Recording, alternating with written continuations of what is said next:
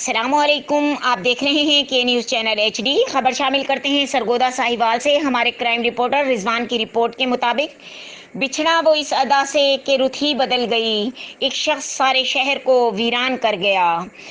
मौत इससे बड़ी सच्चाई और सबसे तल्ख हकीकत है कि इसके बारे में इंसानी जहन हमेशा से सोचता रहा है, सवाल कायम करता रहा है और इन सवालों के जवाब तलाश करता रहा है।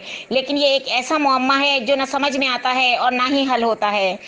नाजरीन, आज गुलशन रिसालत का एक फूल मुरझा गया। आज शाह हमदान का शहजादा इस फानी दुनिया से कूच कर गया।